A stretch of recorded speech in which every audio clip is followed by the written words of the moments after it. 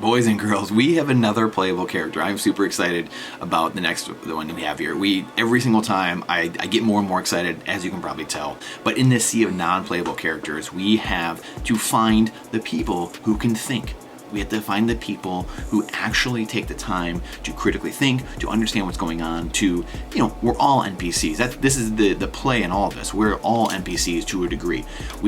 Some are more than others. Some understand our cognitive biases we have more than others. And again, in a sea of non-playable characters, the people who can think, the people who can check themselves are the most important for progressing society. And we have Jordan Bush here today from Thank God for Bitcoin, which is, I think, one of the best books in Bitcoin. It's my favorite. People, really for Bitcoiners or for anyone who that is getting into the Bitcoin space, especially good for people that are in ministry or clergy, religious, the theologians, whatever it might be, but pre-coiners, no coiners. It goes through every bullet point. I mean, every single bullet point, thinking of how fiat currencies destroy society, how sound money brings society back to what God wants, and really lays out what is money at the end of the day and what it truly is. So we even get in at the end, which we're going to dive deeper in later, and we actually get into Jordan saying that this is a thread he's been pulling on, how people are money and money are people, and how God gives us many examples of this all throughout the Bible. So really fascinating at the end, so you're going to want to stay all the way till the end. We're going to dive deeper into this in the coming weeks and months here, and just some stuff he's writing about this very subject, which I think could be humanity changing. So you're not going to want to miss this interview, because he's an unbelievable thinker and theologian, and thinks about these very topics all the time, and I'm just honored to call him a friend. So please enjoy Jordan Bush, a playable character, a true playable character in the sea of non-playable characters. Enjoy. Mr. Jordan Bush, thank you so much for joining me here today. I always kind of, again, throw a little intro in the beginning about finding playable characters in a sea of non-playable characters. So thank you for being one of those thinkers. That's really what it is at the end of the day, being a thinker. So thank you for joining me here today. No, happy I can be here. So we were just joking a little bit backstage about some shenanigans at Miami Bitcoin and stuff like that. But Pacific Bitcoin, some of the things you're involved with are what I want to kind of touch on first. Sure. With Thank God for Bitcoin, what you guys are doing, and some of the projects you guys have planned going forward. Touch on your book and stuff like that. So I want to hear about all that, obviously. But what do you guys have kind of planned for a couple of weeks? And again, you can give a brief little intro of how you got into Thank God for Bitcoin, obviously, and how that came about. Okay, sure. Yeah. So I was a missionary, church planter would be the insider term, and then pastor of a small church in Uruguay. My wife and I went to Montevideo, Uruguay to help start a church. There's very few churches in that country relative to the United States and relative to a bunch of other places. About half of Uruguay's population would be nominally Roman Catholic. Only about 5% of people who live there actually attend mass and actually practice. And then out of everybody else, out of the other 50% of the country, about 40, it could be more now, honestly. But these numbers are a few years old, but about 40% of everybody else would claim to be either atheist or agnostic. So my wife and I were both philosophy majors, and talking with people who don't share our worldview is one of the things that we enjoy most. And so we went there thinking that primarily, especially we were going to be living in the city center, so it's an even higher percentage of those atheists and agnostics would live in that area. And so we were thinking that's what our life was going to look like, is having conversations, deep conversations about God and why we believe in him with people who didn't. And then we got there and found that there was this giant wave of somewhere around 60,000, it's more now, but 60,000 Venezuelan immigrants who had begun flooding into the country over the previous year and a half as a result of their monetary policy. The government had destroyed their currency through hyperinflation. And so that was kind of my introduction to what I would later find out was the need for Bitcoin. And so it was only after being there for, I think, really before I really went down the rabbit hole, it was 2019 before I really understood the why of Bitcoin and what it was designed to do and how it did exactly that. And so it was about a year later in early 2020, the pandemic was, had been in effect for a couple months, and I ended up in a Telegram group with Jimmy Song and Robert Breedlove and a few other Christians from the Bitcoin world. And so we just started reading. We did like a book club. Basically, we read through a couple different books, and then at the end we got done. It was about a month and a half, 2 months, and I said to myself, well, that was the weirdest thing I've ever I've ever been a part of. And so then a week or two later, one of the other guys reached out and said, hey, we appreciated your contributions to the book club, but we want to write our own book. We want to write our book where about the ethics of money production, where the payoff, rather than the payoff of these two books that we had read, where it was basically like, we need to try to go back to the gold standard, and this is what we should do. We just didn't think that was going to be likely, and so our payoff would be go to Bitcoin. And so long story short, I ended up saying okay, and so we ended up starting to do that, and took about 8 months or 6 to 8 months to write the book. Got the book done. The book came out, and now, Brandon, I know you're Roman Catholic, but I will say I got to experience every Protestant stream. Okay, every Protestant stream, which was, our book came out the same week as a book by the Pope, and we were outselling the Pope. We were like, take that, Pope! Like, this is 1500s all over again.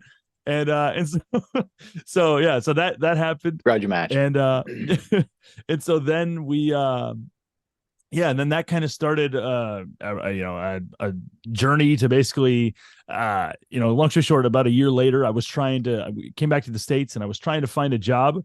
I was trying to find something I could do remotely, so that if if we were going to go back to Uruguay, I would be able to do that.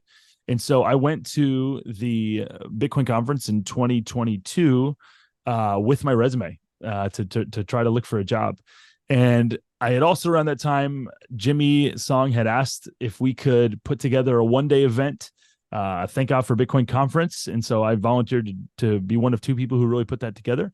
And so the conference went really well. And in the aftermath of that, we had Jimmy and some of the other guys who basically said, hey, if you're willing to fund or if you're willing to do the work of a business that would help Christians, the broader Christian world, understand what Bitcoin is and why it matters, we'd be willing to fund it. And so I was like, holy cow, this is way better than I could have ever hoped. And so long story short, we ended up starting the business in July of last year. And so basically we've just been going to Christian events, been going to Bitcoin events, and creating content, whether it's conferences or podcasts or videos or whatever it is, to help the broader Christian world understand Bitcoin. So as it relates to Pacific Bitcoin, we're going to be doing a one-day event on October 4th, the day before the primary festival. We rented a house. We're going to do food and drinks and stuff, and people can come and hang out for from 2 to 5. So we'd love to have you guys join us. If you're going to be out there, you can find more information and get tickets at tgfb.com. Hey, really quick, I want to annoy the hell out of you with a quick little break to just remind you that we have to share the signal within the noise, because the algorithms hate truth. The algorithm hates truth. So we have to do all that we can to spread the signal. The faster we do that, the quicker change comes to the world. We need to be the change we seek to be. What are we doing? What am I doing? What are you doing to build a future? Also, if you want a written version of a lot of what we do here, please go to the description and find the link to our blog, our Substack, as well as you will see many links to either the work or the companies, the places you can find all the playable characters here that we talk to and how you can connect with them. So now back to the show. Thank you. Beautiful. Yeah, I think it's we've talked at length about it over the last year, just in stuff in meeting a year ago, and just a lot of what you guys are doing and building, and it's really growing. And I think that it's only going to grow. Kind of what's cool about being a Bitcoin, obviously, is that every day more people are coming to Bitcoin, and naturally, obviously, Christians are going to come to it. And something that's kind of tugs at both of our heartstrings. I know, again, we've talked about endlessly, is how closely those things are linked. And again, I think I talked to Jimmy. I think I was telling you a week or two ago. Interviewed him, and and I was told him, like, that's my favorite book. It's my favorite Bitcoin book. It's so easy to read. It's great for people just kind of like a Bitcoiner who's like, I'm just kind of trying to polish myself up again, whatever. I haven't read a book in a while on Bitcoin or whatever it is, but it's great for no coiners or people that are just kind of understanding money, Christians, pastors, priests, it doesn't matter who you are. Yeah. I mean, boy, it's an incredible book, and it really hits it's one of those things where like, they're not, man, I wish they'd touch on, next chapter you guys touch on. I mean, you guys touch on everything. I've never seen anything like it. So anyway, oh, thanks. Kudos on that. I don't think I've ever really told you that. I told Jimmy that last week, but man, it's incredible. So and that was, I'll just say, like, that was, I mean, we had 8 co-authors of this book, which is, for the size of book it is, people are like, why did you need 8 people? But really, again, having 8, I mean, most books that are published have a good number of people who are who, even if their names aren't on the cover, they're going through the book, and it really is written in that way. And so we just, owned up to it and gave people, the credit that they were due. And so again, having different perspectives and having, just trying to figure out how to communicate these things as simply as possible. That was one of our big goals, was how do we communicate this in like an 8th or 9th grade reading level. And so that's what we did. And we've gotten a lot of good feedback. So I appreciate that. Yeah, you guys nailed it. I've given away a bunch. I told Jimmy last week, I've given a bunch of them away. I bought a bunch just to give them out to, the bunch of people I know and priests and stuff like that. So, great book. And I'll link to that. I'll link to those in here as well, so people can find them easily. What's the big, actually, what's going off a quick side tangent really quick. What are you excited most about in Bitcoin in general? We'll come back to TGFB in a second, but what are you most excited about kind of in the space? And we're kind of in this weird lull, obviously the bear market, just kind of like, there's things going on, obviously, but everyone's off in their own corner sometimes, like working on their own things, right? So what is the big thing that kind of has you excited? It doesn't have to be about the Bitcoin protocol necessarily, but just either the social layer, the movements, whatever you're seeing out there. I think probably just the fact that the case for Bitcoin just continues to be made. Like with every day that goes by. That's a good one. Every day that goes by, we make more and more sense. I think like that's encouraging thing is just like everything that Bitcoiners have been saying, especially since, COVID, there was a bunch of people who came on during COVID, like everything that we were saying about inflation of the monetary system and what it's going to do to prices and what it's going to do to, all these different things. I just think with every day that goes by, Bitcoiners are proven to be not crazy. And then just even just price wise, I mean, Bitcoin's up like something like 75 or 80% on the year. And so just even the animals who are just looking at price action, like they're being forced to think about Bitcoin differently. It's performing better than the S&P and, a lot of these things. So I think just the fact that the case for Bitcoin has never been stronger. And again, things are going according to plan. I just think is cool. So again, the price, wild. Yeah, the price. I literally, people don't believe me. Like, I do not look at the price. Like, I might check every once in a while if there's some catastrophic news or something like that. I'll be like, oh, okay, what's the damage? And it's down 2K. Okay, whatever. Yeah. But like, I just really don't. I don't even. That's just not even on the register because of how much stuff is going on in the space. One more thing. I was in Telluride. I had the immense privilege to be one of a small group of people who went out to this event that Jim Kreider put together. Shout out to Jim Kreider.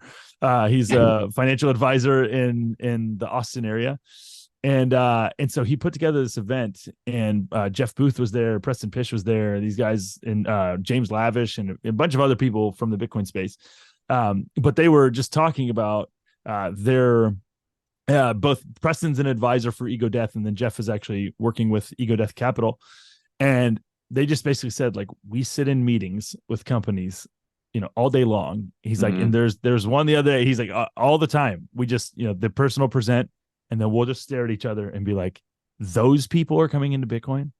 Like those people, they're doing that. And so they just said, basically, there's tons of stuff that we can't even talk about right now that just continues to, assert and reinforce our base case for what Bitcoin is, and even expanding what we think is possible. So I think, there's just a lot of projects that are in work, that are in process of being made that, again, people are content to build. And I just think that's the thing that's going to separate is, people are building on Bitcoin regardless of what the price is, independent of the price. They're building on this because they understand it's a better monetary technology that has better incentives, and so people are willing to. More and more of the best people in the tech space are wanting to work on it. So I think that's just exciting. Yeah, I think that's what, now you say that, I feel like I've heard Jeff say that just randomly before. And it Yeah. really is like, there's so much under the surface we can't even see yet, obviously. Yeah. Yeah, I love that answer. What are you, before we get back to TGFB for, in a minute here, what are you geeking out on right now? Like you personally, Bitcoiners love going down rabbit holes and following the white rabbit, right? What's the big thing that Jordan has been into lately? Man. I'm trying to think, what is this? Man, why Noster's been something I would say to a degree. So I host the Thank God for Noster podcast with a guy named John. His handle is at Hodlebod. I jokingly tell him that he can't use this name anymore. You're getting the single lady's hopes up, like his bod is already hodled by his wife of many years now. Got a bunch of kids too. But so yeah, so man. he we host the podcast together, and so learning about Noster. Again, I'm not a technologist. I'm not a programmer, a dev, or anything. And so for me, it's literally just interacting with him and hearing about these different projects. I think that's something that I try to understand more and more. As far as nerding out, I know I have a better answer than this, but I mean, I'm just the other thing I am. Well, that's a great. Yeah, I mean, the other thing I am is just a theology nerd in general. So we've been I'm always reading something about theology. For those of you who don't know, study of God. So just working on different things. So I've been on like a 4-year infant baptism journey. Like think like what is baptism, and just like looking at that and understanding that through the lens of the scriptures. There's just a bunch of issues I've been going through on that front. So again, that's cool. Really off topic, but hey, if you want to get into that that's more than happy to. I would love to. That's for sure. I'm sure we will at Pacific Bitcoin in a few weeks. But like Noster, again, like I think that's a great answer for Bitcoiners, because even that's something where even like what's on Twitter or X or whatever, and you're doing spaces, you keep feeling like you're missing something, and it's just like, Noster really is that solution. I know there's Ghost, there's Zion, there's Noster, these different protocols, there's different platforms now that can be built on Noster, etc. So I think that you kind of touched on something that I think is super important that people are just now beginning to realize. Really, like you mentioned, COVID earlier really started bringing people into Bitcoin and really kind of laid that foundation. But I think that's cool that you're going down that road, because we all need to, and I personally need to strike a chord with me, because I need to really be better with Noster, and I use it a few times a week, but it's just not nearly enough. So I love that you said that. I think again, I think when I think about Noster, the thing that it makes me think about is kids, right? Because like Noster is super young, and Bitcoin's very similar to Bitcoin's a little bit farther along, but it's one of these things where it's so young. It's not as useful. It's not as useful as something like Twitter. Twitter's just fast and sharp, and even though then I guess over the last few months it's been less than that. But yeah, I mean it's still his early days, and so it's easy to look at Noster and use it and just think, well, this is still not great, And in the same way, like I said, I think about my kids, like my kid just was walked in 3 times since we started doing the recording. And so you're sitting there and you're like, man, these kids just are requiring a lot of work, when they're little kids, there's a lot more, like the utility of kids is not as obvious when they're young, but part of the reason why you have kids is you sow and you reap while they're young, and then as they grow, then they are able to be a huge help, to the family. And so again, I think seeing the vision for what Noster is going to be, and investing the time and energy and resources into it, that will allow it to develop and mature into what it can be, is again part of my motivation for doing the podcast. Part of my motivation for continuing to use it is, I'm trying to help the Noster devs. I'm trying to give them, I'm trying to subsidize their work with my attention and with my resources to help bridge the gap to the point so that they can get the resources they need to build it into what I think it can become. And so, yeah, I think that's how I think about it. Is like, I understand, and I think it's a helpful way to go into it, is just understand like, hey, this isn't going to be perfect, but bring your feedback, dedicate some time to it. And then again, building on it. Like we started doing the podcast, and I think, I mean, I'm sure there are other podcasts, but we're one of only a handful that are, Noster podcasts. And so even just on a, pragmatic thing, like just getting in there and being one of the first people in a space and interviewing the leaders in a space, in a new space, is something that, can add value to people and can, provide some opportunities. So, so that's how I think about it. So cool. It's very cool. And you touched on something, and again, it's a little tangential, but the kids, the sowing then reaping. And it's, I just think about this thing. We live in this world, and you guys touched on it a bunch, and thank God for Bitcoin, the book, with this world we live in, a fiat, obviously, where people feel like they can't afford children, right? Or they don't have time to afford, have children because of the fiat system, making them work more and pay more for things. So correct. I think that's sowing then reaping. And it's one thing I think of Robert Kiyosaki, who one of his books from 20 years ago is one of the older ones. I think he always talked about his rich dad and his poor dad, obviously. And he would say, poor dad said, I can't afford these things because I have you kids. And then rich dad would be like, well, I have to be able to afford these things because I have you kids. And it's such like a brilliant mind trick you play on yourself. Are you negatively positive or positively thinking about these things? And like you just said, I mean, sowing then reaping, and so many people like have this short-term view. Obviously, fiat does that to you, where it decreases your you have high time preference. It decreases your attention span, and you don't see like, hey, 5, 6, 7, 8 years of these kids, you pour everything you have into them, they become these incredible assets for you. And it's just, man, it's a sad world we live into. So maybe give me some of your thoughts on that, even because you touched on this, and this is something that really is near and dear, I know, to your heart. It's really near and dear to my heart. We're working on kids things. I'm working on kids stuff. You are working on kids stuff, which I want you to talk about in a second. But touch on this thought of kids and the fiat Bitcoin world we're living in. Yeah, I think, okay, so here's one of the things is one of the things that happens with fiat currency. One of the things that money does in general is one of the things that happens is we are drawn to what we value, and we organize our time and our attention around what we value. And so there's lots of people who they've been trained and inculcated into the idea that if we just had more money, then we would be happy. Okay. Now this is an intuitive thing that is not true.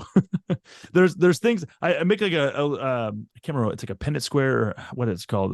Like the thing where there's things that are intuitive, but that aren't true. There's things that are unintuitive like that are true. The quadrant thing. Exactly. And all, Yes. And so this is one of these things, the idea that if you had more money, you'd be happy, like it's intuitive, but it's not true. And the way it's not true is because there's people who've done a ton of studies on this. Now there is a point where, if your basic needs are met, it's like, I can't remember what it is. It's like somewhere if your happiness level relative to the amount of wealth you have starts to like taper off. I think it's like 75 grand. I think I've heard that too. Yeah. And this is a few years ago. So like inflation's probably messed with those numbers. But like, so it is true up to a point. Like if you don't have your basic needs met, then you're not having a good time. But in terms of being able to be money actually producing happiness, it's just not true, because having more money creates as many problems as it does solutions. I was hanging out with Preston and Jeff, and one of the things we were talking about was just getting your SIM swapped. People getting SIM swapped, and they just were saying like, this is just a reality. If you're a wealthier individual, you just you get a target on your back for people to try to do things like SIM swap, steal your identity, whatever it is. And so, so I think one of the temptations is to believe, if I just had more money, I need money to make me happy. And so I'm going to find whatever job I can get to make as much money as I can, and so I can be happy. And so the thought is, I want to have kids. I mean, there's some people who just don't want to have kids, period, because they believe I just want money. There's other people who really do value kids, and they're saying, but I'm going to put off having kids until I have money. And again, that makes sense to a certain degree. Like if you don't have a job and you don't have anything, then you need to think about that before you start having kids. But I think for a lot of people, and I don't know if you got into this with Jimmy or not, but Jimmy is a pretty passionate pretty passionate person to talk to on this. But Jimmy has 6 kids. We've got 4.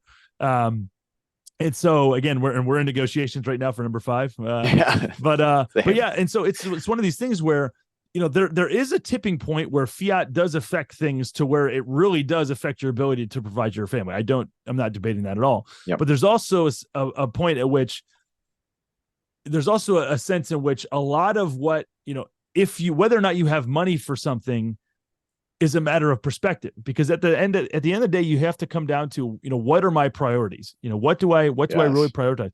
And there's certain people who, like, for them, it's a non-negotiable to have a certain kind of lifestyle, or driving a certain kind of vehicle, or, there's a lot of people for whom their non-negotiable is their lifestyle.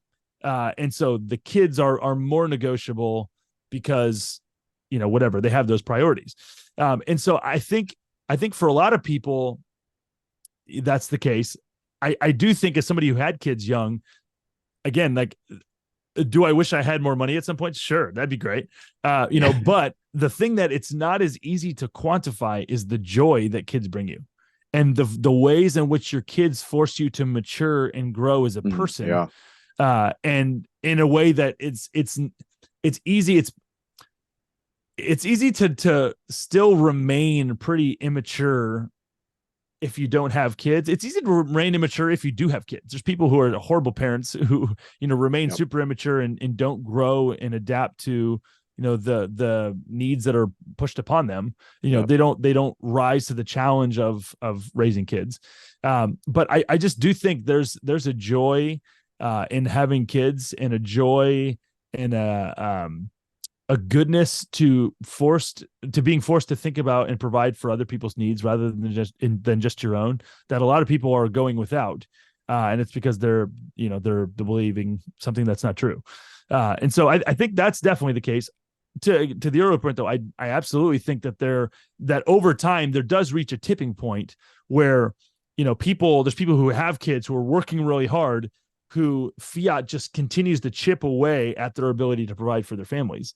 And so I think both of those things can be true, and both of those things can be, things that we need to address the reality of and talk about. And again, Bitcoin is one of the places where I see this happening more and more. I see people who are, getting more and more excited about having kids, and more, satisfied with having kids, than just pursuing, being rich for being rich, pursuing just to be, blank check rich. Like they're seeing these things as, as a means to an end, which I think is the way that we should see them. Money is a means to an end. And one of those primary ends is human flourishing. Like it's to be able to have enough to, flourish as a family, have enough to, to help your kid, to be able to have time for your kids. And again, I think that this is one of these things too.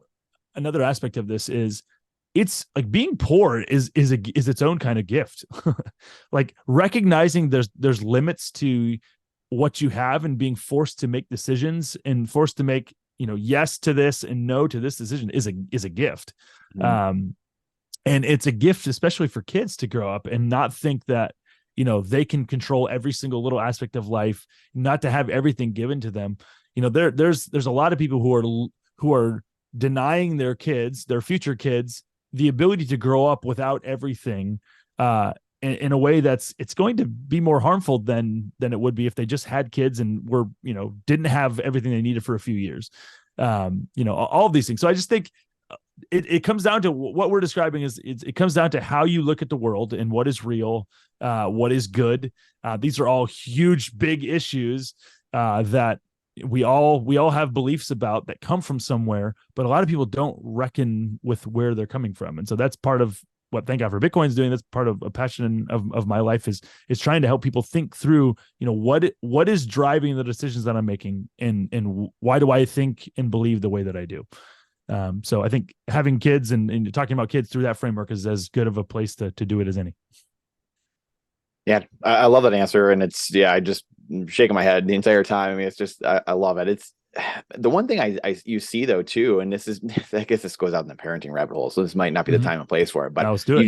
you see a lot of like, the people that do have kids, you see the younger generation, our generation generally, probably young Generation X, and then all the millennials having children, and then being I don't know if being a friend to their, to their kid is how to verse it necessarily, but you see a lot of just like, maybe some reprimanding if there is, and then, I'm sorry, I know, and it's just like, man, oh man. And you made me think of that when you were just, you said something, I don't even know what it was now, but you just made me think of that. You're doing more harm than good. That's what it was. You might be doing more harm than good by not denying them things, or causing some adversity in their life. I know Jocko, I've heard talk about this over time. Like we have life so easy here. Really everyone in the United States has life so easy, and there's ways to get things. If you don't have things, there's ways to get it. A lot of ways to get it, and get it subsidized or whatever. So it's like almost creating adversity in your children's life to know what lack is, or know what hardship is, or to know what a true adversity is. And it's it's like you have to instill that in your children. So you feel free to touch on that, but also I want you to parlay that into your book, what you're doing, and kind of where the genesis for that came from, and what you're doing with that. Yeah, no, I think that's a big issue, right? Is just thinking through. Again, we all have visions of what the good life looks like, and we all have visions of what it is to be a good person and what it is to be a good parent, and it's easy to just have those assumptions and not question them because they seem so intuitive. But again, we talked about this a little bit ago. I think one of the most valuable things you can do is question the unquestioned assumptions that you have. This is the history of science is littered with, people who there were beliefs that were just obvious until they weren't. They were obviously true until they were found to be dead wrong.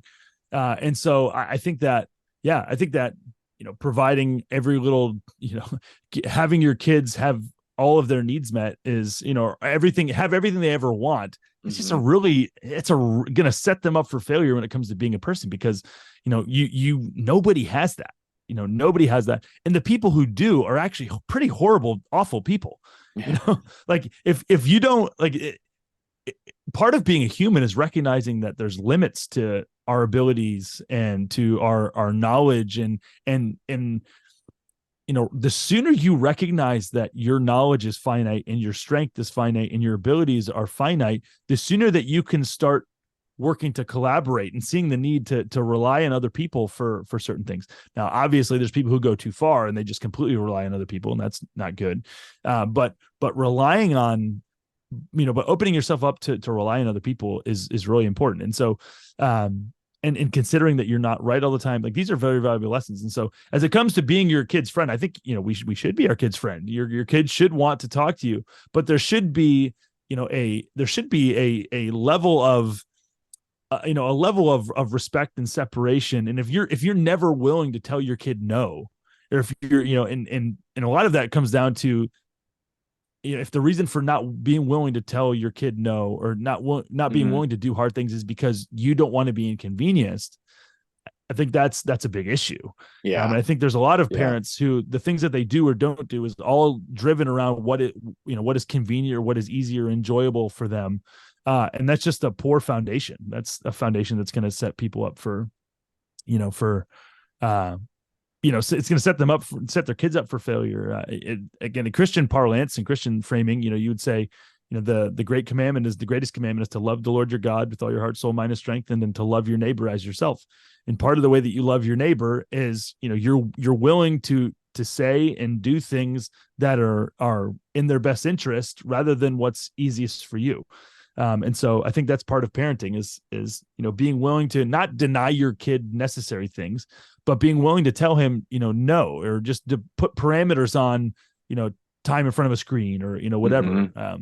And so I just think, big one. Yeah. And so just being willing to do that is sowing seeds that you're going to reap the fruit of down the road, and that they're going to reap the fruit of down the road. I think that's the thing, right? Is knowing that every single action you're taking or not taking is sowing seeds that will produce fruit. Some kind of fruit. Yeah. Yeah. And so and you're like, well, how does that work? Well, the way that, especially if you do bad things, it's not this fatalistic thing, because especially like one of the things that for us as parents is we ask our kids to forgive us. Like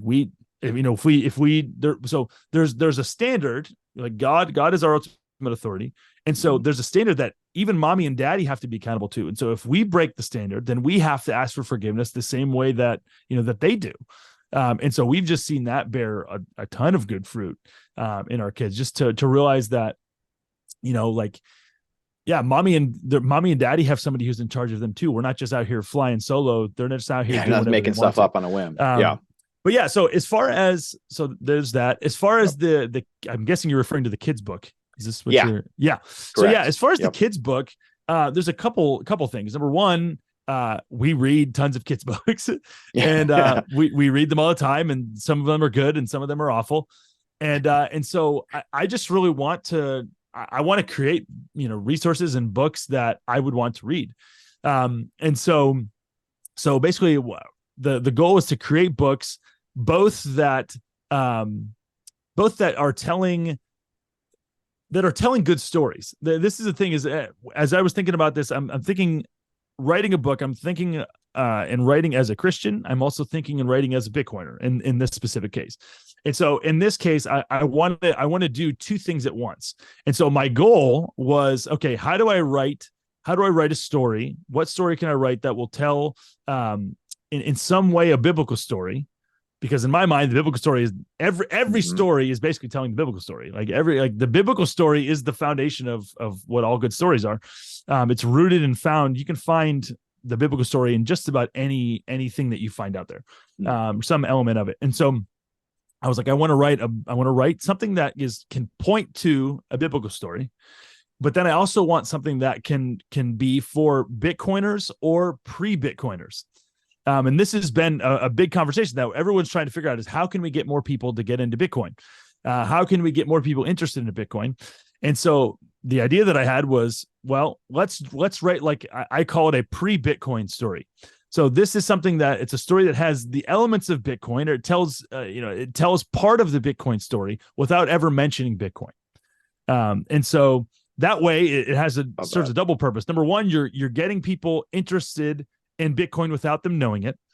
And you're getting people to, get into a good story. This is what my goal was. So our mutual friend JD, he had a Midjourney account. And so we met at Pacific Bitcoin. We were talking and hanging out. And so he was showing me some of the things he'd made on Midjourney. And I was like, well, that's cool. And so he just said to me, he's like, hey, would you want to use my Midjourney subscription? And I said, sure. So I started playing around with it for 20 minutes, and I typed in something, got a return. And as soon as I saw this image, I just thought to myself, oh my gosh, that's a perfect story. And so just started within 5 minutes, had the broad strokes of this kid's book. And so then JD and I just basically, I was like, I'm not going to be able to get this done by myself. And so I was like, hey, do you want to help me with this? And he's like, sure. So he's worked in, Hollywood and worked on shows before and broken stories. And so we started working on it, and we're getting close. We've both gotten super busy on other things and have it's been put on the back burner, but that's the goal, is for it to basically be a pre-Bitcoin story, that tells some element of the story of Bitcoin, but that people who aren't Bitcoiners can still appreciate it. The story's good enough where it can stand on its own, even if you're not a Bitcoiner. So we actually have announced the story's called The Orange Umbrella. It's going to be, hopefully we'll have physical copies available at the Nashville conference next year. So that's the goal. Love that. Yeah. And that's, again, things we've talked about before. I mean, it's like, selfishly, there's not a lot of content out there for children, really at the end of the day, there are good, wholesome stories that teach these principles, biblical principles, sound money, things like that, where it's very nascent.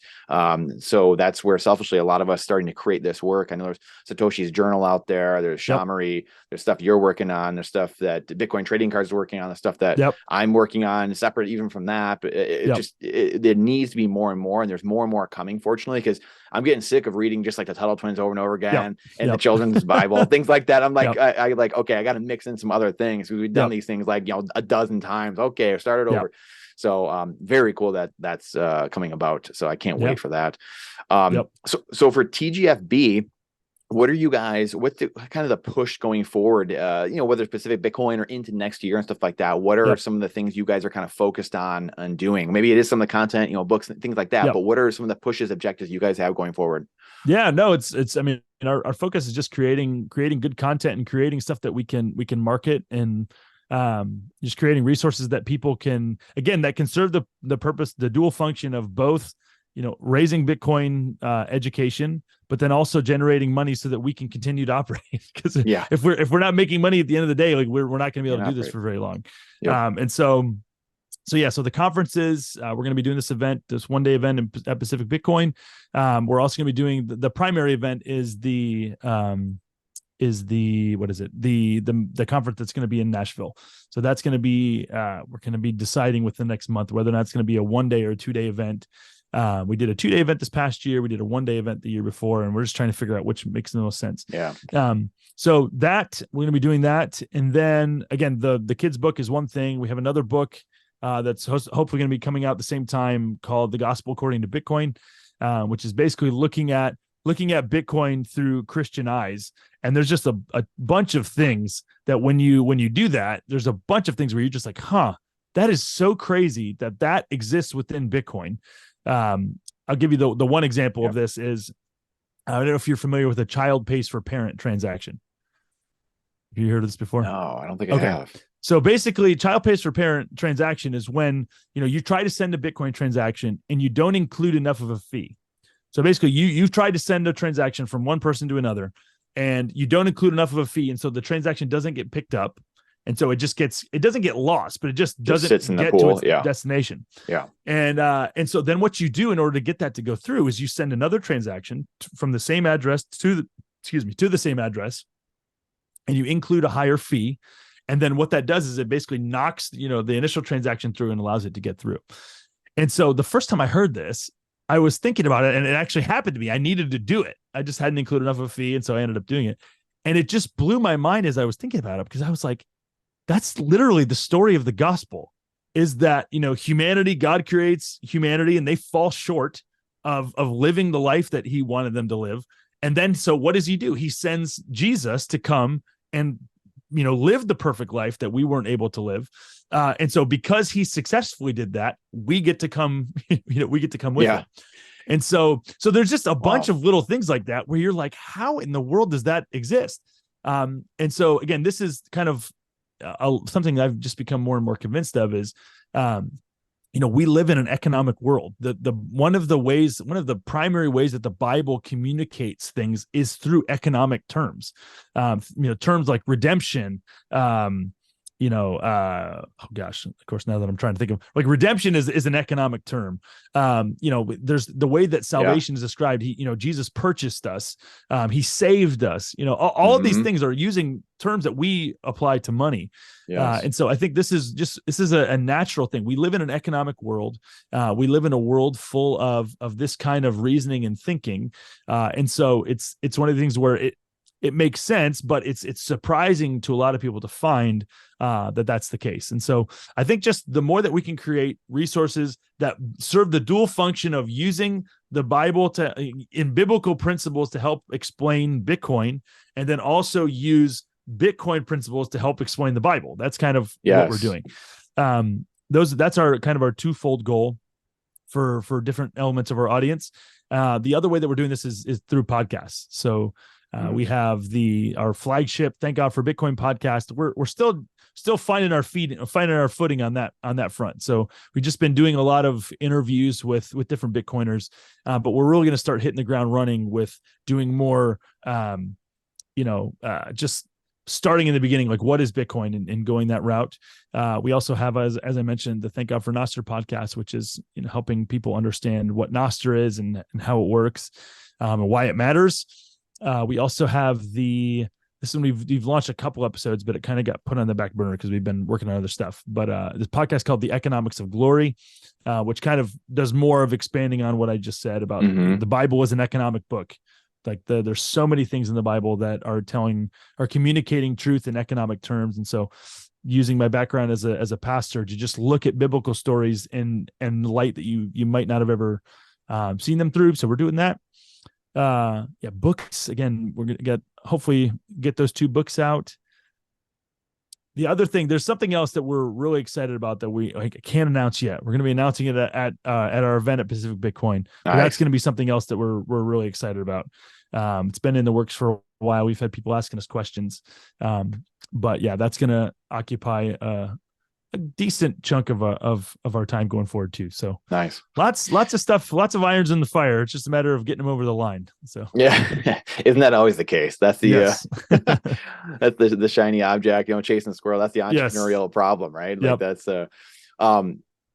what are you going back to your beginnings a little bit? I love like learning from people, just kind of like how they became who they are. I mean, who were some of your mentors growing up, whether it's in the theological, space or, Bitcoin or both, what got you to the place you're at now? What were those paths, that journey that kind of led you, what were you reading? Who were your mentors? Who are the people you kind of looked up to that kind of led you to what you're doing now and being in the space that you're in? Sure. Yeah. I grew up in a Christian family. But again, that was new. So my dad was a first generation believer. His dad took him to the bar when he's a little kid, just would take him to the bar every night. And so that's kind of where he grew up. Became a Christian when he was, like 9 or 10 through the ministry of this small church that reached out to him. And there were men in this church who really just kind of saw the situation he was in and were like, okay, we're going to kind of help take up the slack for what he was lacking in terms of healthy male figures and stuff like that. So he grew up in through their mentorship, he just really benefited a lot. And then I benefited as a result of that. And so, yeah, I grew up. So for him, he grew up in a very completely different, reality. Just totally. I mean, growing up in bars, to me, I'm growing up in church and this is all that I know. And so I got to a point where, I resented that. And my dad was trying to get me, I was probably 13 or 14, was trying to get me to read the Bible a few minutes a day and pray for a few minutes a day. And I just remember looking at him. I don't have a Bible with me, but I just remember, taking the Bible and just being like, this book is stupid. Why would I waste my life with this stupid book? And just like tossed the book and, went to my room. And so it was a couple years later that I went to this Christian camp. The reason I went was to play basketball and chase girls. And and there was this guy speaking who was one of my dad's best friends. And so this guy was, even though like we didn't live in the same town anymore, but he was just a great guy. He would always be thinking about me and my brothers. So he'd go speak at some event in some town. Actually, he spoke at halftime or after. They would do these evangelistic events at hockey games for whatever reason, these like minor league hockey games. And so he would go and like preach the gospel after the games. And so I just remember one time he came back. I still have it to this day. He came back and brought me a hockey puck from this game. Me and my brothers, he gave us each a hockey puck. And I just remember Brandon, I'm sorry. I couldn't give two craps about hockey. I just I don't care about hockey, especially then, even less. But what impacted me was the fact that this guy is not my dad. And yet he still is thinking about me. He's thinking about, hey, let me get something for the Bush kids. And so he was somebody who, even before this, before I even cared about God, like he was somebody who cared about me. And so it just so happened, in God's providence, that he was the person who was teaching the Bible the week that I went to this camp. And so he got up there and he told me the same message that I'd heard 1,000 times. Like I could have given you verbatim exactly what he said. But he, preaches the gospel, talks about, Jesus dying on the cross for my sins and, rising from the dead. And it was one of these things where I believed that Jesus existed. I believed that he was real. I just didn't want to do what he wanted me to do. Like I wanted to do what I wanted to do. Like that was what it came down to. And so that day he preaches the same message I've heard a zillion times. And it was just like lights came on. And all of a sudden I want to read the Bible. I want to pray. Things that were just preposterous. I would have told you were a moron if you'd have told me that I would have wanted to do those things. And so it was just like this, one day I have no interest. Next day, it's literally all I want to do. And so, Saturday, I just got alone by myself at this camp and just was reading the Bible and praying. And so even though that was pretty drastic, and the trajectory of my life changed that day for forever. I still had a bunch of things that, were not great. I was some goody two shoes by any stretch of the imagination. But it definitely changed the trajectory of my life. And so I would point to him as being somebody who, helped mentor me a lot. As far as other people, I mean, this sounds corny, but like, honestly, the Bible has probably been the thing that's impacted impacted me most. There's been people who, just spending more and more time reading the Bible. The more that you read, the more that you kind of get what's going on and on the, the larger. It's the true macro. Yeah, right? 100%. It's the true macro. Oh man, yeah. You get the macro view of humanity and what to expect and all kinds of stuff. And so I think that's probably been the thing that's most impacted, by far the thing that's most impacted the way that I see the world. I think obviously my parents, all of us are affected, positively or negatively by our parents. I had parents who loved me, who invested invested time in me. And so definitely them.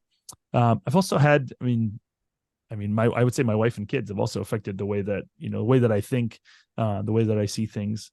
But yeah, I think that would be the truest, shortest answer to that question. No, it's so funny that we're talking today.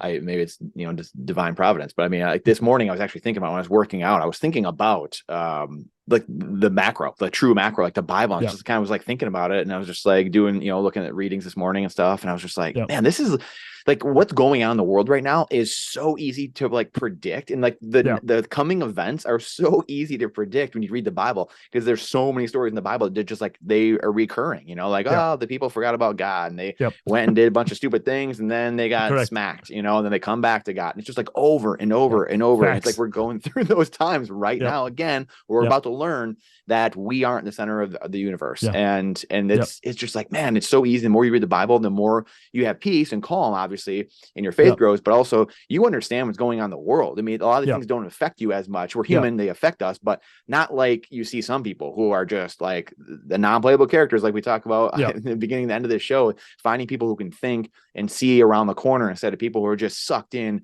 every day. Their attention is just being drawn by whoever, fantasy sports and this and that and whatever. So, oh man, I think that's incredible. I think that's definitely the case. It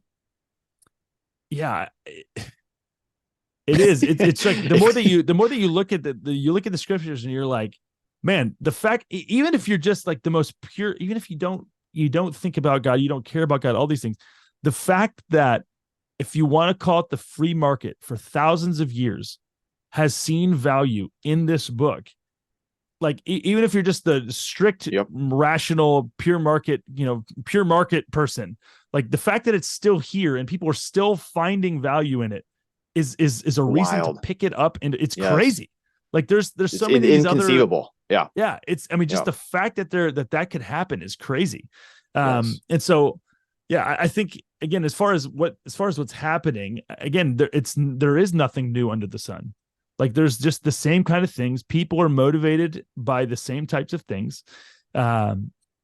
Just as people continue to fall prey to the same kind of beliefs, again, that money's going to make you happy, that if I just had absolute control that I'd be happy, that's a big lie. And again, I think this is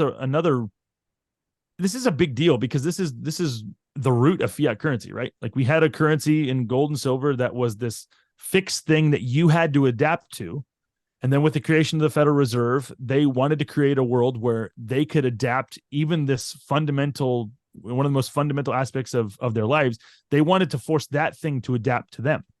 And so this is what they did. This is the Federal Reserve. They create a currency, they remove their own reality, and you live in their reality. Yes, exactly. Control. Yeah. And so exactly. And so they basically said, all right, we're going to deny that we live in a world of sowing and reaping, where actions have consequences, where there's no such thing as a free lunch. You can't create reality out of thin air. You have to submit yourself to laws of thermodynamics and all kinds of other stuff. They said, no, we're going to basically bend all that stuff to our will.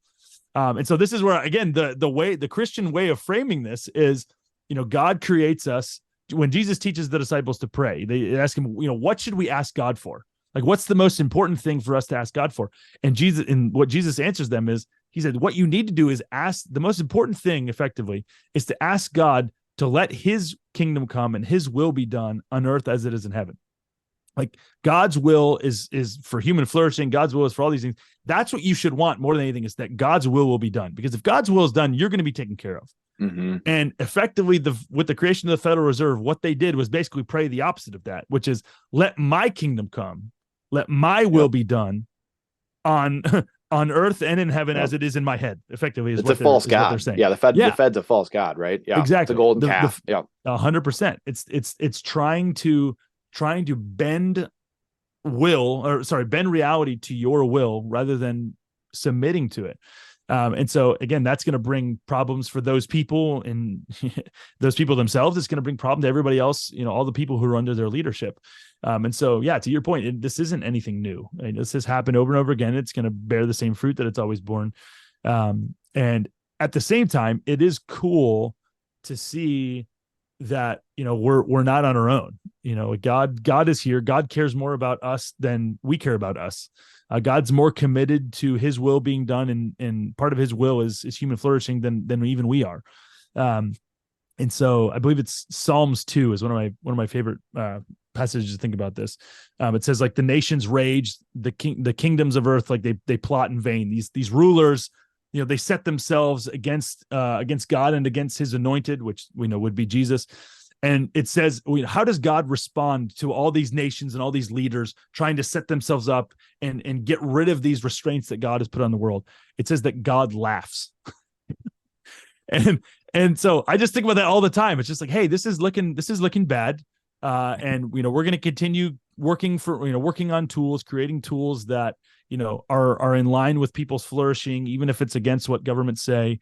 And we're going to continue to laugh as clown world devolves into, as clown world devolves into, more and more insanity. We're not going to sit here and give them the dignity of, solemnly saying, yes, oh, wow, yes, all of these ideas that you're, trying to weave into the air we're just going to acknowledge them. No, we're going to laugh at them because they're ridiculous and they're doomed to fail. And so, Bitcoin is one of those. There's plenty more, but yeah, I think it's really important. One of the most important things you can do is laugh at insanity. And not give it the dignity that they seek. So yeah, that's and that's kind of like the Bitcoiner ethos in a way, right? Like memes, memetics, there's so many people that you have to laugh at it. And it's the only way, one, to stay sane, but two, just to kind of point out the insanity to people who are kind of waking up. We are all woken up at some point, just all at different times. And I think it's important to do. Couple more questions before we wrap. I know it's getting to be about an hour. I think I know your answer on this. For everyone, I don't know the answer, but I think I know your answer on this. Do you think society, so a little context, my mother and I, whenever we talk, like, over the years, everything in the world, all the ills of the world always came back to the Bible. Like, you're talking politics, you're talking this, right? And it's always like, God, yeah, it was always like, well, people just came back to God. These things listen to your mom, themselves. Brandon. Yeah. So I'm going to ask you now, do you think society, what falls first? Do you think society is missing God first in society, or is it with the screwing with the money? And so does we screw with the money and then we corrupt that and then God comes out and just that kind of falls? Or is it people leaving God first and then the money falls and then things cascade from there? Which order it's always does that go for you? Yep. I would say they're, biblically speaking, they're the same answer. Because and this is how I would justify that. So at the end of the day, when people think about, like, when we have a difficulty, because when modern people think about God, like, we can conceive of, like, when you think about God, you're thinking about, okay, that involves belief in a divine being who is out here, issuing commandments and basically defining how the world should work, and he wants people to obey him and all this kind of stuff, that is true. It's just incomplete. And so what we need to realize is that everyone believes in God. Like, everyone believes in a God who does the things that the Bible outlines the biblical God doing. So there's a pastor named Douglas Wilson who he has a saying basically that goes, and it's actually not even his. I think it was a guy named Francis Schaeffer. That's who it is. A Christian philosopher in the 80s had this saying that said, if there is no God above the state, then the state is God. And so what he's saying is, like, whoever is defining the parameters of reality is the God of the system. It doesn't matter if it's like a physical being or a spiritual being. Like, functionally, you need to know that everyone has someone who they look to as God. And so now in our modern day, there's people who literally, they think about the government as though they're God. Functionally, whatever the government says, they're going to obey because the government says it. Yep. There's other people who, other different religions, Muslims would say that Allah is God. Christians would say, Jehovah is God. Jews, we would say Jesus is God. They would disagree. And so we all have somebody who we're looking to as God. Now, there are people who are atheists or agnostics. They might, there's plenty of atheists and agnostics who would look to their political ruler as God. And you don't need to look any further than, North Korea. North Korea literally worships their leaders as God. This is something that's happened throughout times, throughout history. The Romans worshipped different Caesars as gods. But then there's still plenty of atheists and agnostics who would be like, well, I don't do that, And so really at the end of the day, their God is themselves. Who is the ultimate standard of right and wrong, of what I'm going to do or not do, or, what's good or bad? It's me. And so functionally speaking, those people worship themselves as God. And so I think whoever is telling you what to do is God. If it's you, then you're God. If it's, functionally, that's how this works. God is he's whoever is at the hierarchical point of your system, telling you what to do and not do, and defining what is good or bad. And so now money, where this comes in is, so in this goes back to the Garden of Eden. The Garden of Eden, you have God. God creates the world. He tells, defines, he puts them in this perfect position. He provides for all of their needs, and then tells them, hey, the one thing you can't do is eat from this tree. And the reason why is because if you eat from that tree, you're going to die. And so puts them in that situation. Then you have another person comes along, and this is the serpent, who we know wasn't just an actual serpent. Like he's a spiritual being. Even people back then knew that, these animals didn't talk. And so he comes along, and he basically, asks Adam and Eve, ask humanity a question. And he, they say, did God say you can't touch this fruit? And he's like, well, did God say you can't eat of any tree in the garden? And he says, no, God, Eve says, no, God said we can eat of any fruit except for this one, but we can't even touch it or else we're going to die. And so then the serpent goes, you will not die. So right then we have two God claims. We have two people vying for the role of God. The real God who created them says, if you eat of this tree, you're going to die. He's claiming to have knowledge about the world, the nature of the world, and knowledge that will produce in either death or life. The serpent says the same thing. Now he's issuing a competing claim for godhood. Okay. So the question is, who are they going to listen to? Who are they going to listen to? And what's the stakes? Effectively, they're going to, one of these two God position claimers is going to get children for himself. It's going to get people who listen and obey, and who are then able to do his will. And so there are going to be resources at his disposal to do what he wants them to do. And so this is what it is. So we have the two competing God claims, and in the end, the serpent ends up winning. And so throughout the rest of the Bible, the Bible refers to people who do the will of their God as children of their father. Jesus calls the Pharisees, he calls them children of their father, the devil. He says, you are of your father, the devil. You do his will. You're at his disposal to do what he wants to do. And so there's tons of, so that's, as far as the God thing, like that's what it comes down to. So if you don't get God right, if you have somebody else in a position, if you have somebody who is not qualified to be God in the role of God, whether it's you or other people or whatever, you're going to have a hard time. It's going to go bad for you sooner or later. The other thing though is getting that wrong leads to getting money wrong. And so I would say this. So when rich people have problems, if we just think about it today, when rich people have problems, what do? They throw money at them. Yeah. They look internally. Like money is a problem solver. Okay. Yep. If I don't have a house, but I want a house built, I'm going to pay a bunch of people money so that they do what I want. And so money is a way to say, let my kingdom come and let my will be done. And so this is the function that money serves. Now, in God's economy, when God has a problem, he doesn't throw money at it. He throws people at it. Okay. So like God, creates the world and it's not how he wants it to look. And so the very last thing, the capstone of creation, is he creates people. And then he says, people, go do my will. And throughout time, like what God does throughout the Bible and throughout human history is he's not looking for resources. He's not looking for physical resources. He's looking for people.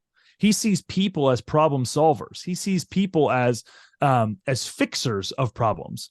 And so this is one of these things where, again, money obviously affects a lot of things, like the way that we think about money, but ultimately people, there's a real sense, and I'm working on a book to this end too. There's another thing that'll take forever to get done, but just this idea of people being God's money. And so like, if you don't have a correct view of who you are yourself, it's you tied in with that is your view of God, and tied in with that is what you're doing with your life and how you're going to live it, and according to what priorities. So I think they're so intimately tied, God and money, from the beginning of the Bible all throughout, that like you can't really do one with it. You can't get one wrong without getting the other one wrong. It's just what happens. Wow. Yeah, that's wild. That's wild. That's the first to say that. That's and I love it. I absolutely love that. That's why, gosh, I just love Bitcoiners in general. You're just always mind-bending, always making you think. Yeah, we'll have to expand on that more, because I know. again, that sounds crazy that people are God's money, but when you really kind of start to unpack it, there's a lot more to think through. But yes, might have to do a whole episode just on that at some point. Maybe in a few weeks. Maybe we'll sit down and have Murph, our Bitcoin trading cards, and we can go into that more. Cool. In saying that too, we at some point in the next maybe series 3 next year, early next year, I know we've talked about having you guys in Bitcoin trading cards as well. Thank God for Bitcoin and stuff, and some of your guys' work. I'm not sure exactly how the art's going to come out necessarily, but I know that will be in there soon. Again, I don't know if it's gonna be commemorative cards or series 3 by Bitcoin Nashville next year. I think it's I had a conversation with Aladdin. I think the plan at this point is commemorative, like just do a commemorative pack for everyone who attends. Thank God for Bitcoin. The event, that'll be so cool. That'd be so cool. Anyway, side tangent there a little bit, but have to mention that. But I love that question. Yeah, we're gonna have to dive deeper into that maybe in a few weeks. So in kind of wrapping here, last question or so, what do you think, and kind of tying it back up with Bitcoin at the end, what do you think the most important part of money? So in saying this, God, money, God, what do you think the most important thing for kids to learn about money in this aspect of what you're basically unpacking, and what you're going through and starting to write about and think about so much and have for years now? What's the most important? Like, what are you teaching the kids about money, Bitcoin, and how this all kind of works in conjunction with humanity? Yeah, I mean, Jesus said, where your treasure is, there will your heart be also. And so I think that's one of the things that we with our kids, we're working on helping them to have a lower time preference to think about saving, but also not just saving. Like that's obviously something you want to do. You want to have a plan that you're thinking about for the long term. But then we also want them to think about how ultimately, at the end of the day, the things that are going to matter are people's souls and and then just. Like that's the thing that's going to matter the most. And so the question is, how am I aligning? How am I using the resources that I have to further that reality? Like if I believe that's how the world actually is, then how is my wallet demonstrating that? And so I think that's something we do. So our kids, tithe. Our kids give, when they get money, they make money. Then they give some to the church. They give that. If there's people who have needs, and they can do that, and they can give to them.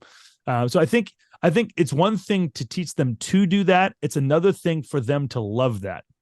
It's one thing to teach the standard. It's another thing to have your kids love the standard. And so I think that's part of what we're working on, is just trying to help, through our own actions and our own attitude towards giving and, and using our money in certain ways, communicating and reinforcing the things that we're teaching with our mouths, I think is the challenge. So yeah, I just think that is the reality, is just, what you care about, you will give money to. And so it's a check. It's like it has a revealing function, is, what am I spending my money on? What do I want to spend my money on? And what does that reveal about where I am right now And, does that reveal some things that need to change in terms of how I'm thinking, or, need to change? Is the way that I'm spending my money and thinking about my money, and is the way that my heart is thinking about money, is it reflective of the way the world actually is, or is it reflective of I'm stuck thinking in too small of a time frame, and it's preventing me from seeing the world the way that it really is, because money can do both of those things, and so that's kind of our question for them, and our what we're working on with them and with ourselves. I love that. It's beautiful stuff, man. Any last parting shots, any advice, anything else to kind of touch on here before we wrap and let people know where to find you? Yeah. No, I think the last thing I would say is, we'd love to see you in a couple of weeks at our event at Pacific Bitcoin. Just tgfb.com. You can find tickets for sale. Again, we tried to make it as cheap as we could while still covering our bases for food and, a place. So it's one of the most, I think it's probably the cheapest like extra event that's going to be out there. So we'd love to have you. Just come by. Jimmy Song is going to be speaking, so you can come meet Jimmy and a bunch of other Bitcoiners, and we'd love to have you. Yeah, always great people there. Yeah, always do. You guys have great people there. Yeah, and so hopefully we'll see you there and see a bunch of other people. So I think that's probably it for now. Yeah, I think so. Where can people find you? Obviously TGFB too, but as you as well. Where can people find you guys? Yeah, you can go to tgfb.com. You can find all of the stuff that we're doing. You can find me on Twitter at jmbushwrites. It's WRITES. And then I think those are probably the two easiest places to find me. If people want to have longer form conversations, just hit me up via DMs, and I'm happy to talk about whatever they want to do. So. Awesome stuff, man. Well, I appreciate you so much, Jordan. And we had some fun times in Miami. Oh, yeah. I'm looking forward to Nashville next year too, but I'm looking forward to a few weeks from now. It's going to be a blast. So it's going to be good, brother. I'll see you soon. Thanks, Jordan. Thank you. Hopefully you enjoyed that. Wow, what an incredible time getting to interview Jordan. He's really one of the, I feel like I say this every time, but he's one of the best thinkers I know in the Bitcoin, the sound money space, and in theology. And the mix of those two, you could see how those kind of mesh together, especially at the end, like I said, thinking of how God talks about money and people as money. And it's not a negative thought like some people might have right when I say that, and right when Jordan is talking about that. This is something I think is truly humanity changing, and he truly is a playable character, someone who thinks, deeply thinks, writes about it, journals, writes books, and is thinking about this so much at a high level, and doing things that, quite honestly, our universities used to do 100 years ago, but now our universities are so beaten down by Marxism and getting people to just memorize things, to become robots, that we've completely got away from what we were supposed to be doing. So I hope you enjoyed this. Please share it out, because again, the algorithm hates truth. And the only way to minimize collateral damage in this world that the fiat currencies are doing and imploding the world around us with debt is to get us into a sound money standard. And the only way we can do that is to fight the algorithms, to overwhelm the system, spread these messages far and wide, the education, so that we can minimize that collateral damage, the people being hurt in that process, and have a little faith as well. But please share us out. Hope you enjoyed it, and question everything with boldness, even the existence of God himself. Trust, but verify. Thank you for coming to Jordan's TED Talk. And this is not financial advice. It is freedom advice. And we look forward to seeing you on the next one.